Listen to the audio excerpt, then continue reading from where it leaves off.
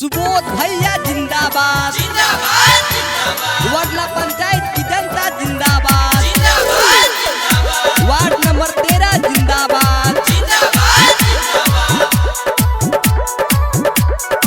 DJ मिठू राजा पटसोनी।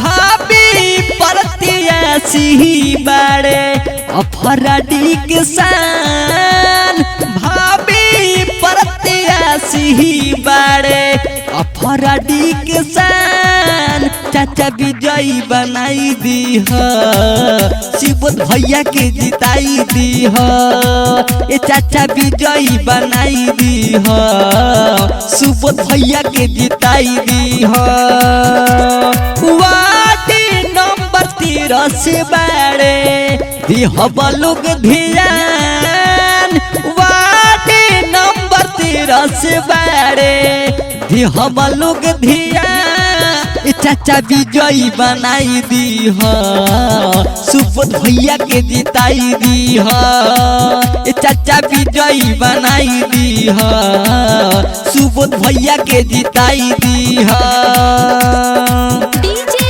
मिठू सुबोध भैया जिंदाबाद राजा पटसोनी। Ward panchayat की जनता जिंदाबाद जिंदाबाद जिंदाबाद। वार्ड नंबर 13 जिंदाबाद जिंदाबाद जिंदाबाद।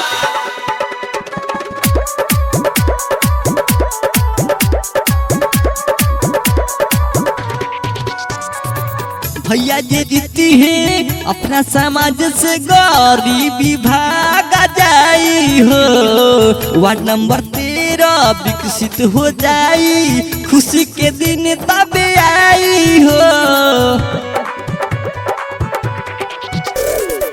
भैया जी जीती है सगरो समाज से गरीबी भागा जाई हो वार्ड नंबर 13 विकसित हो जाई खुशी के दिन तब आई हो वरना पंचायत में कुछो करे के यारमान बा मेहनत से उठल बाड़े देवी के ध्यान बा जाके बटन दबाई दी है सुबोध भैया के जिताई दी है चाचा विजयी बनाई दी है सुबोध भैया के जिताई दी है सुबोध भैया जिंदाबाद जिंदाबाद जिंदाबाद। वार्ड पंचायत की जनता जिंदाबाद जिंदाबाद जिंदाबाद। वार्ड नंबर 13 जिंदाबाद जिंदाबाद जिंदाबाद।